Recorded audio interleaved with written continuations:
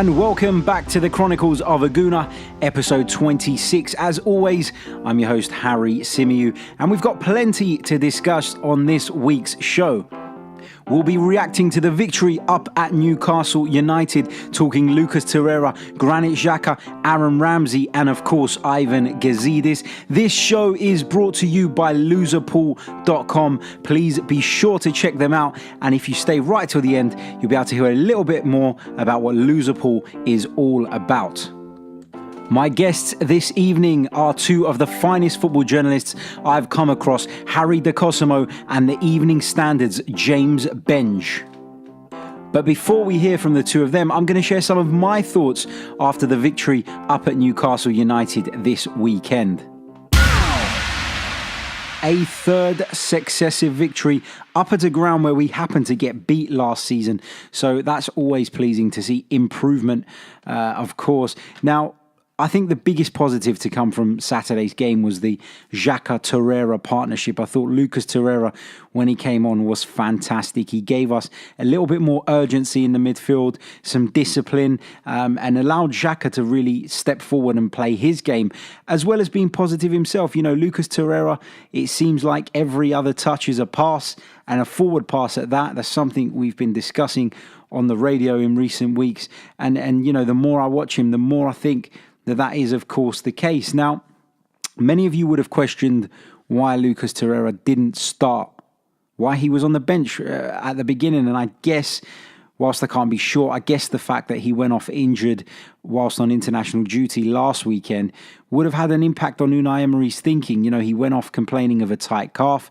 He sat there with ice on it throughout the duration of the second half. So I don't know for sure that that's the case, but I'd imagine that would have played a massive part in Emery's decision not to start him and to persist with Matteo Guendouzi and Granit Xhaka. Now, just touching on Matteo Guendouzi for a minute now, he's shown great promise in his early days at Arsenal. There's no doubt about that. He's a young player, relatively inexperienced, and so that all needs to be taken into account. I personally think it's a good thing if he's taken out of the firing line for a few weeks. I think he started very, very well. I think his performances, I wouldn't say have dipped, but I wouldn't say they're as eye-catching as they were, perhaps, let's say, at Stamford Bridge earlier on in the season. I think with Guendouzi, one thing that I've noticed is he tends to play the safer pass a lot, as opposed to Torreira, who's more forward-thinking and more perhaps decisive in his play. I just think that, you know, a lot of the stats that people are talking about in regards to Guendouzi, they're a little bit misleading because, yes, his passing accuracy is there, but I guess if you're playing the safe pass most of the time, then that is going to be the case. I mean, if you cast your mind back in history to somebody like, let's say, Claude Makelele during his days at Real Madrid, I'm sure his passing accuracy would have been fantastic, but it doesn't mean he was a better passer of the ball than, say, Zinedine Zidane or Luis Figo. It's just that when you're playing the easy option, then you're bound to get it right more often than not. Now, much has been made of Socrates' supposed lack of pace since his arrival at Arsenal. It's been something that people have been concerned about for quite some time, including myself.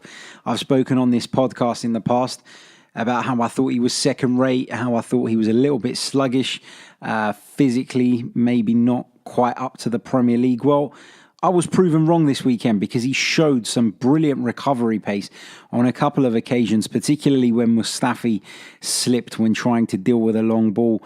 I think the two of them are forming a pretty decent partnership. You know, we have conceded goals this season. We have looked shaky at the back, but I think that's more as a collective unit as opposed to those two as individuals making errors.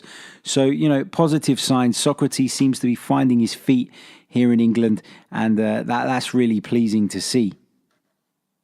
Now let's talk about Granit Xhaka, a player who I feel is criticised excessively by certain sections of our Arsenal fan base.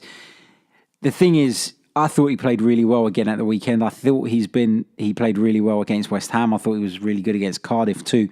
So there's definitely an improvement in his performances. I think him sitting alongside Lucas Torreira, like I said earlier on, just seems to get the best out of both of those players. And to see him put a free kick in the top corner like that was absolutely fantastic, and I thoroughly enjoyed that moment. Noticed he sort of ran over to the fans and sort of cupped his ear as if to say, yeah, what are you going to say now? So really, really enjoyed that. Also, Mesut Ozil got himself on the score sheet, another player who's divided opinion of late. He's been quite clearly lacking in confidence, in my opinion. There's been a lot of talk of the manager not quite fancying him. I don't think that's the case. Emery talked him up pre-match. So, if you asked me in particular who I would have liked to have seen score from the Arsenal team, I would have picked those two players, Xhaka and Ozil, because I think they needed it probably more than anybody else in the squad. Just touching on the manager, Unai Emery, for me, has just continued to show that he's proactive as opposed to reactive. He makes changes at half-time. If that's what it takes, then that's what it takes. He's not afraid to ruffle feathers. He's not afraid to leave people out.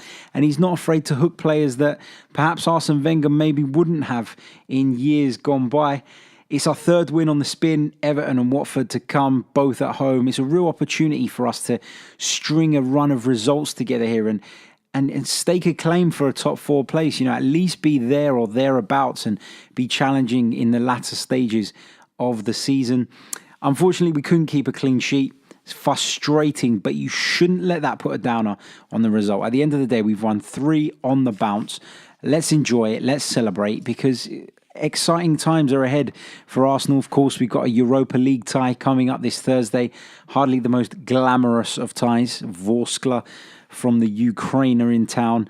But, it's a chance to see the likes of Bernd Leno, Lichtsteiner, a few others, El Neni, Welbeck, Iwobi. I'm sure they'll all be involved. So Arsenal have scored 10 goals this season, and we've had 10 different goal scorers. That's pretty incredible. Spreading it around the team. There's no over-reliance on one particular player.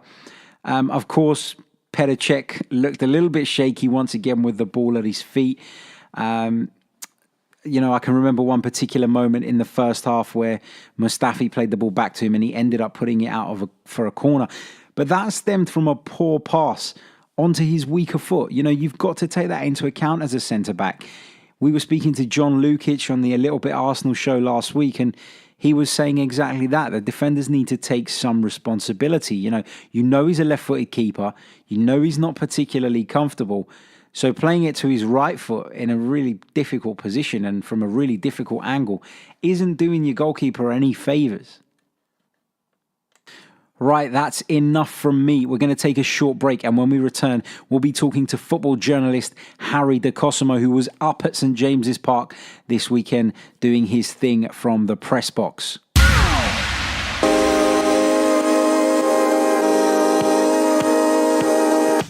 The Chronicles of a Gooner 2017-18 is now on sale. The Chronicles of a Gooner tells the story of Arsene's final season through a supporter's eyes, attempts to shed light on some of the season's major talking points, and features exclusive interviews with Ray Parlour, Kevin Campbell, Tom Watt, and Robbie Lyle. Available to order now from Amazon, Waterstones, and all major bookstores. The Chronicles of a Gooner 2017-18. Order your copy now by clicking the link in the description.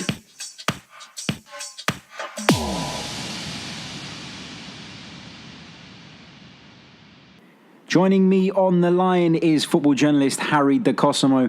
Welcome back, mate. Twice in a week on the Chronicles of a Gooner. How you doing?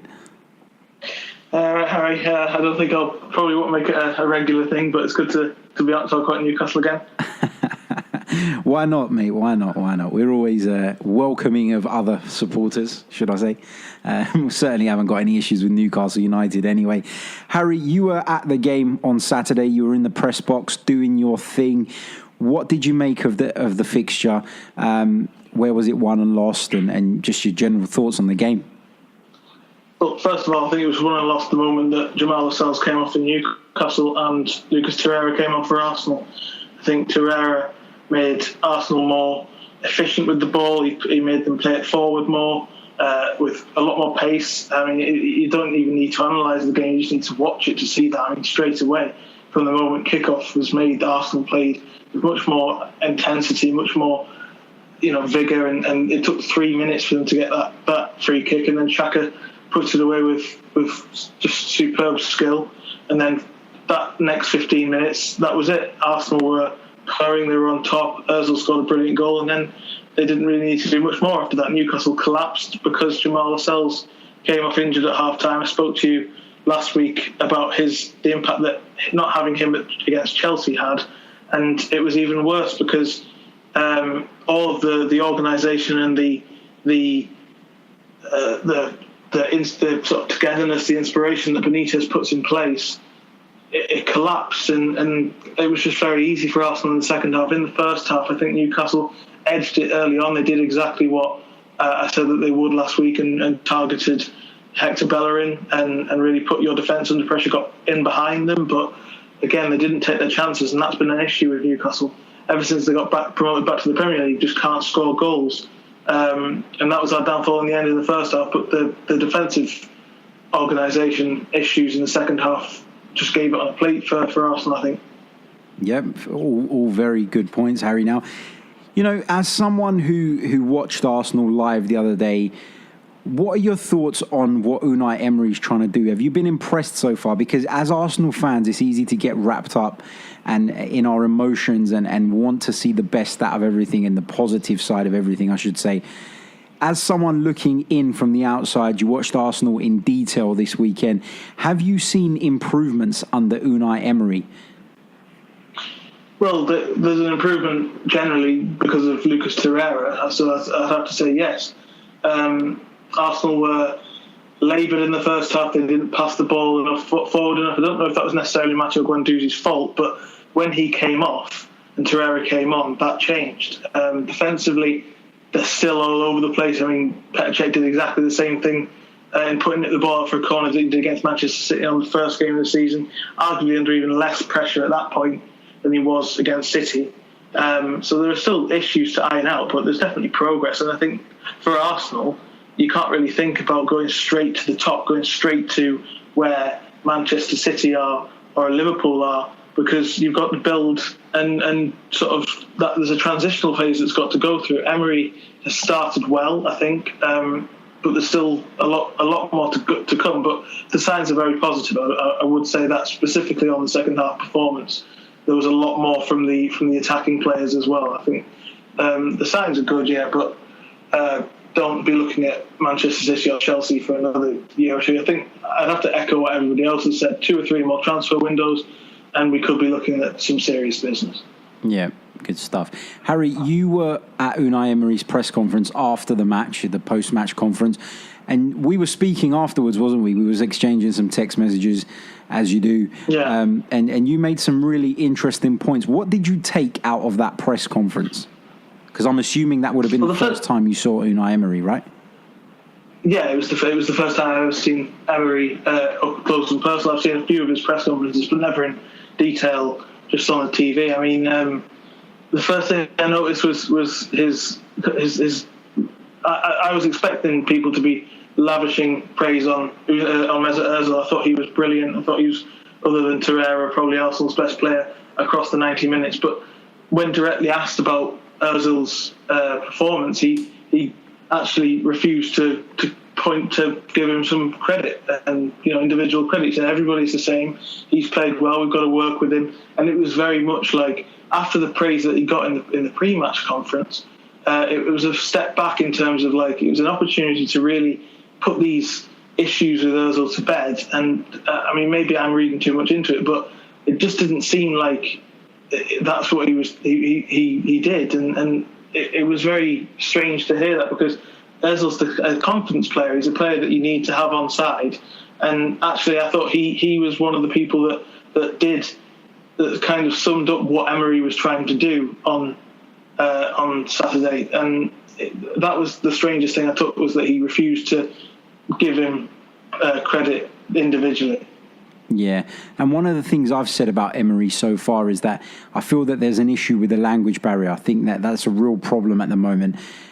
I assume you would have picked that up in the press conference, but that could be having an impact in the dressing room as well, couldn't it, in terms of trying to convey his instructions and getting players to really buy into what he's doing. From seeing him live, would you agree with me where I say that perhaps there is a language issue there?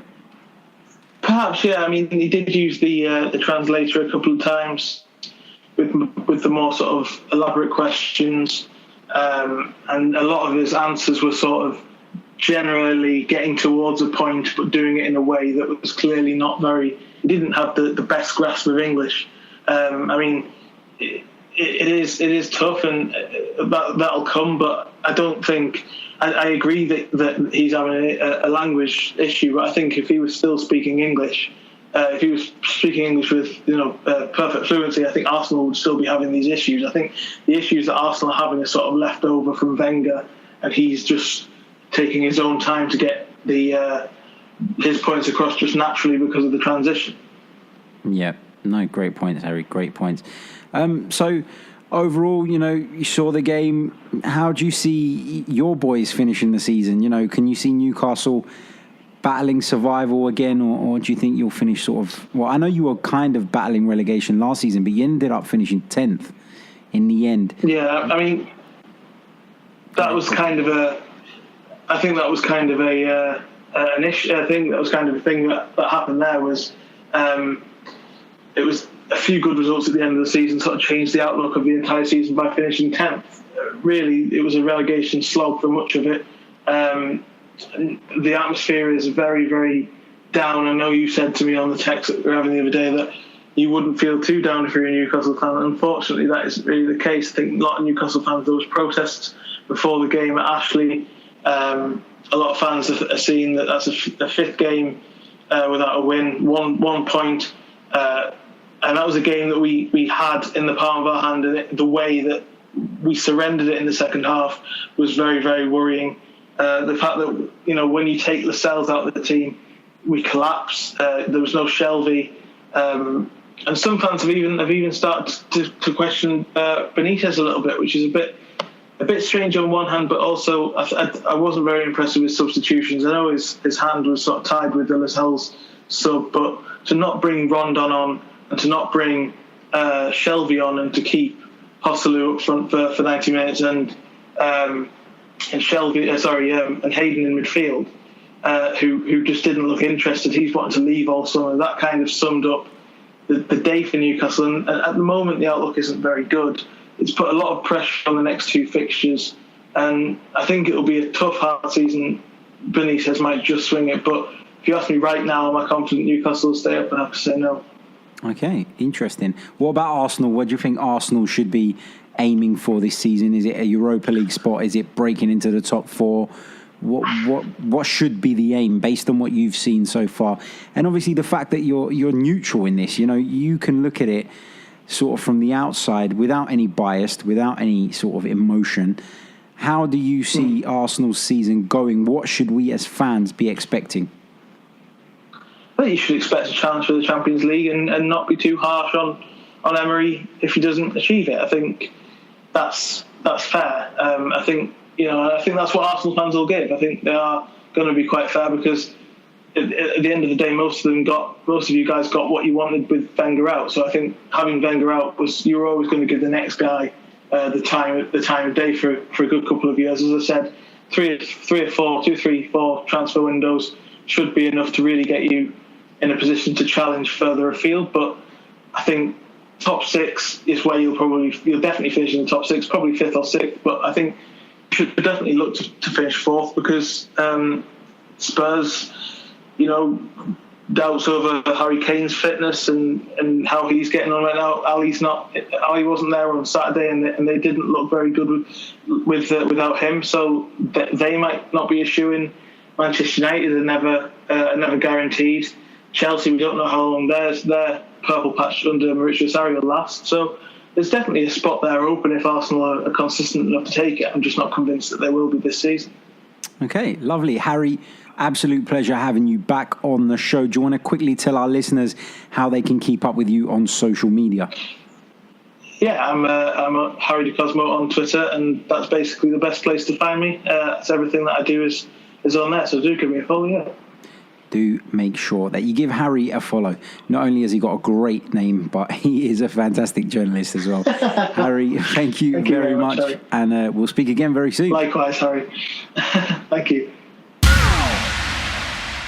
Ladies and gentlemen, Harry De Cosimo going to take another very quick break, and we'll be back with the Evening Standard's James Benge. Enjoying what you've heard so far? If so, make sure you hit that subscribe button and leave us a review on iTunes. Joining me is journalist from the Evening Standard, James Benge. James, welcome back to the Chronicles of a Gooner. How are you, my friend? I'm very well, thanks. How are you? Not too bad, mate. Not too bad. Still recovering from a busy weekend, I guess. James, it was our third successive win. Are we starting to see a more efficient Arsenal now, would you say? Getting there.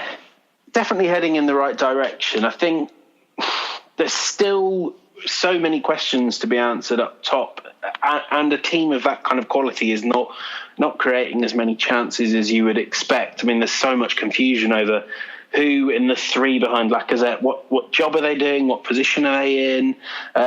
There's still a lot of work to be done, but I think kind of when Arsenal click, they do look really dangerous. You know, as we saw, it was kind of just a blitz against Newcastle that really won the game. That's encouraging. It's good to know that when Arsenal play well, they can just sweep teams aside. But still at that stage where they've not really put a really top quality performance together for sort of 90 minutes. So there's work still to be done. Yeah, it seems like we're lacking a little bit of fluency, wouldn't you say? Yeah, definitely. I think it feels like a team where no one's entirely sure what their job is and what their best position is. Ramsey is a sort of 10, that far advanced. I personally don't like. I think he's much better coming in late. Ozil off the right is not the same player. I actually think Aubameyang off the left is the sort of long-term answer for how you fit all this together. But because none of those three know what their jobs are, you don't really click in an attacking sense. There's fluency is the right word. It's not very smooth. It's sort of one of the three of them behind Lacazette will do something, you hope, and that will change the game, rather than it all kind of clicking together. I mean, it's the same thing kind of with someone like Bellerin, who's just basically been told, do you mind looking after the right flank while Mesut goes and wanders? So it's odd. You wouldn't really say at the moment they have a sort of particular style, and there isn't particular style about the way they do things, but at the same time, they've won every game you'd expect them to win.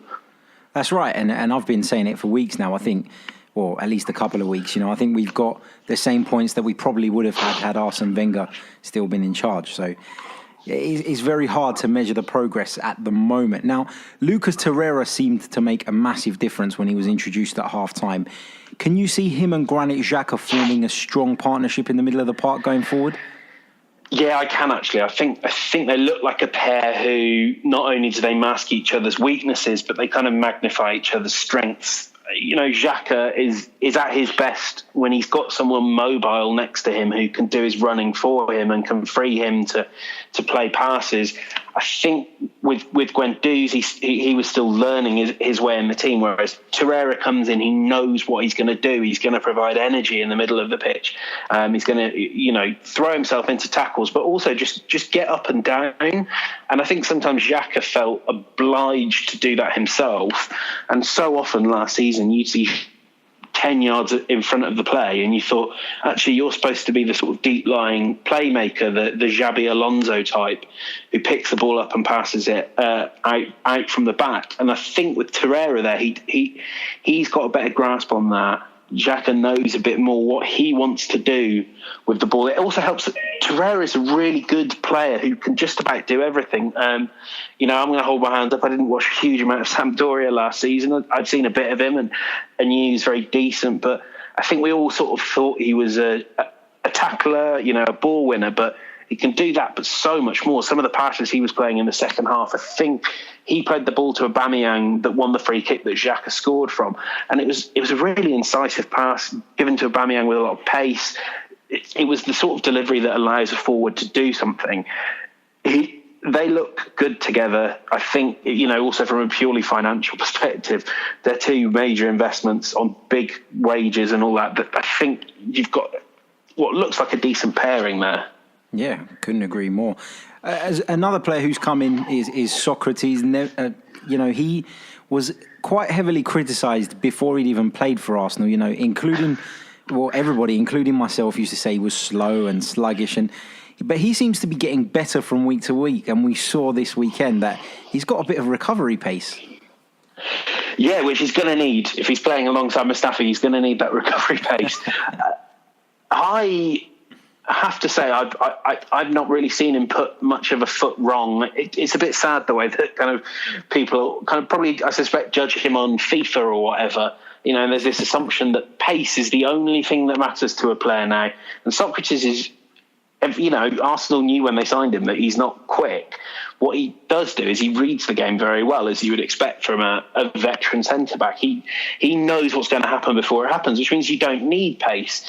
I mean, you wouldn't go over the top, but he does remind me of the sort of old-school centre-backs that Arsenal had when Arsene Wenger arrived, in that there's so much experience in what they do. They've seen everything that happens 100 times over, and I think maybe in those early games where I actually thought Socrates was good but not great, he was still kind of getting a read on the Premier League. But I think he's starting to get that now, and he does look really solid. He looks like the sort of defender that he might not make a huge number of game-saving tackles, but he's also not going to make a mistake.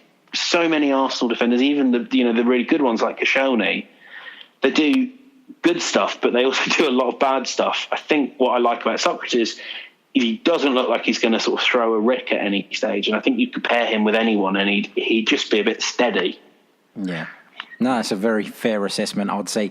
Now, from scrolling through social media and, of course, talking to Arsenal fans over the weekend, it seems as though there's a bit of concern around Aaron Ramsey. At the moment, in my opinion anyway, we don't seem to be getting the most out of him in this current system. You've touched on the fact that him and Ozil are kind of being asked to do a little bit of a strange role. They're kind of like playing on the flanks, but they're not, if you know what I mean.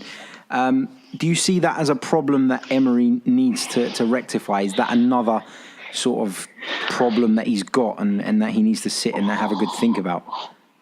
This is starting to remind me a little bit of Theo Walcott a few years back when he was kind of, his contract was running out and Arsenal kind of did whatever Theo wanted to convince him to sign that new deal. I remember him playing up front, and when it was good, it was brilliant against Newcastle. But quite often you were like, no, Theo, mate, you're not a central striker. And I just look at Aaron, and I don't think he's a number 10 in this sort of Arsenal team with those players around him. I think if you got rid of Ozil, or if you didn't have a player like Ozil in the team, maybe it works a bit better as a sort of more natural 4-3-3 with Ramsey coming in late. But that's not what he does in this team. He kind of is trying to play like a 10. And I think that the logical solution, the kind of most consistent run of form I've seen from Ramsey since that remarkable season, 5 years ago now, when he was the best player in the Premier League in the first half of the season, the best I've seen him play since then is as a right midfielder, a kind of shuttler who brings balance on that flank. He works well with Bellerin. It was him on the right, Ozil as a 10, and Sanchez on the left, which actually you kind of see working quite well if you kind of swap out Sanchez for Aubameyang. And Ramsey just is a solid presence, gets back, covers in defence, but he absolutely hated that role. He came, down to the mix zone that season all the time, and he was always going, I'll do this for the team, but it's not where I see my future. And I think, if you can get away with that when he's got 3.5 years on his contract, but you can't start flinging Ramsey out into the right wing when you want him to sign a new deal, and there's so many other facets to it, whether that's money or what sort of role he's going to get within the squad. Is he going to be vice captain, whatever, all that. It kind of feels like Arsenal are giving in to Ramsey, and Emery will do whatever it takes to get him to sign that new deal, when kind of you just think Emery's going to have to make a decision between Ozil and Ramsey. Which one of them plays best in the 10? Probably Ozil. Maybe there's games where you don't play him because you need a bit more energy, and you need kind of someone that's going to track back. But Ozil's your best number 10 in that team. He's on 350 grand a week. They need to start building around him and not Aaron Ramsey, at very least until Ramsey commits to a new deal. Yeah. If that means benching him, that really should mean benching him, because Mkhitaryan's playing well. Iwobi, when he's played, has done well. Ramsey hasn't. Yeah, no, totally agree. And it's becoming a bit of a problem for us. Now, someone else who's linked with a move away from Arsenal is Ivan Gazidis. Strong reports today that he's agreed to join AC Milan. What are your feelings on his sort of imminent departure? Do you think it will have that bigger impact on the club? No. I think it will happen. It will happen, by all accounts. I'd be very surprised if he's not if an announcement doesn't come in the next sort of matter of weeks. I think, it looks like Josh Kroenke would be the one to step in, which, I think is quite a smart idea. I've, followed the NBA a lot, and he's done okay work with the Denver Nuggets since, in a similar job there. And, it feels like a lot of Arsenal fans are getting quite emotionally invested in Ivan Gazidis, but kind of take a step back and think, over 9 years, what has he actually done?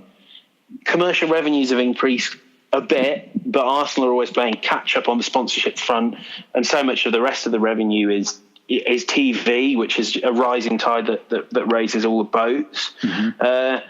It's kind of been, if you look at the 9 years and what's defined that period, certainly post building the Emirates, it's been this constant run of contract standoffs. Van Persie, Fabregas, Sanchez, Ozil.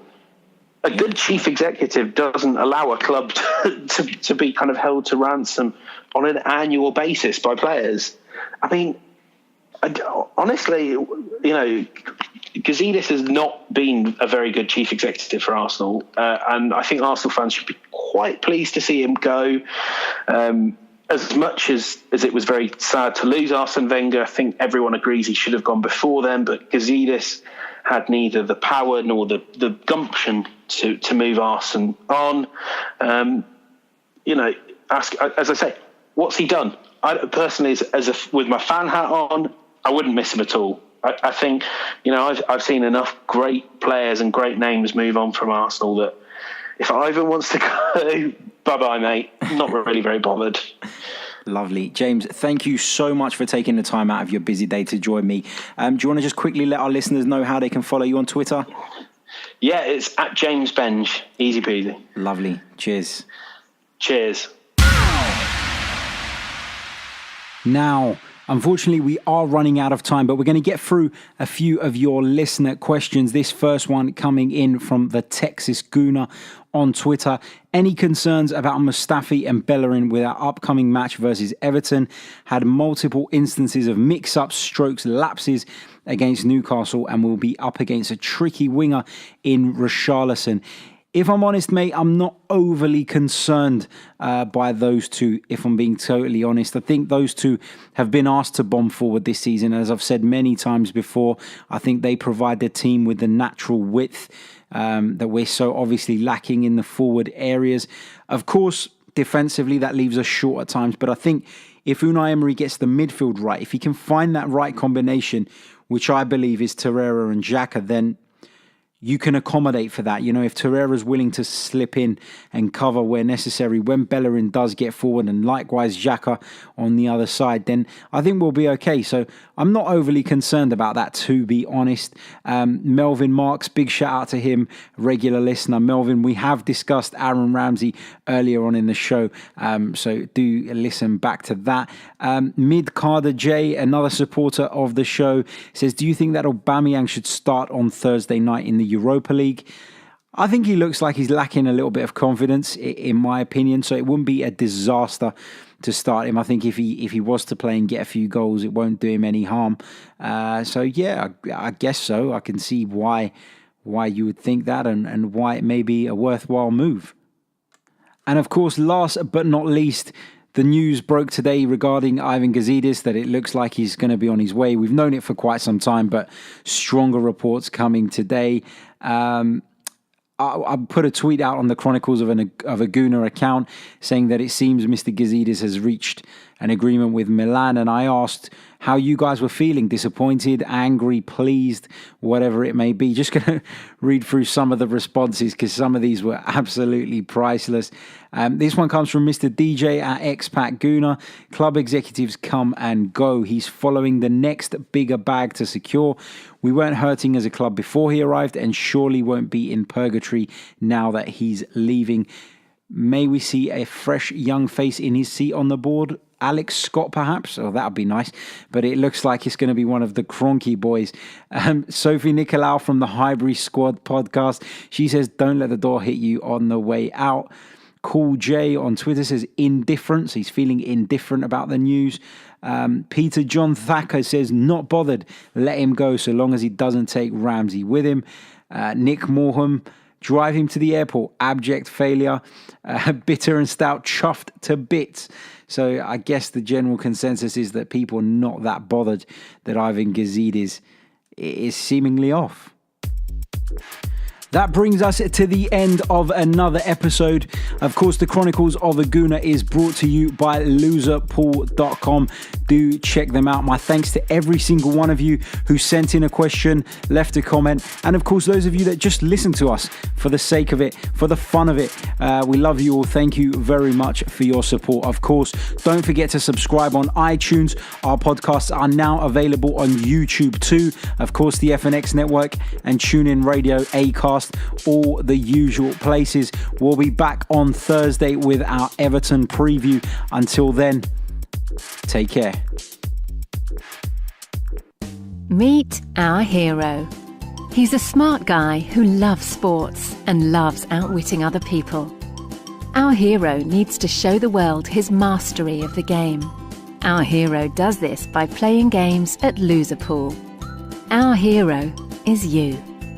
Loserpool has 2 games. In the namesake, the games of an entire season are grouped together into weeks or rounds. After paying an entry fee, you choose one team to lose that week or round. If you're correct, you earn the right to repeat the process in the next round. But the catch is that you cannot choose a team a second time until all the teams have been chosen by you once. If you're knocked out early, you may re-enter the same pool by paying a penalty to make it fair for the other players. Or you may wait until the next pool starts in a few weeks. Razorpool is similar to Loserpool in that the games of an entire season are grouped together, but in this case, you pay the entry fee and predict the outcome of all the games in that week or round. You will be ranked against all other players according to your accuracy, and at the end of each round, a predetermined percentage of players will be eliminated. There is no option to buy back into a pool if you are eliminated, and so you will have to wait until the next pool starts to play again. In both games, the prize money grows very rapidly. The pool is allocated to the last man standing, or, to add a little drama, to a small surviving group if they vote according to predetermined rules. Loserpool is about community, friendship, fun and rivalry. Discuss and debate the games and events of the week with players from around the world. Invite your friends and co-workers into your own sub-pools and see who can outsmart the group and earn bragging rights. This is your moment. Create an account. Show your sports genius. Be the hero.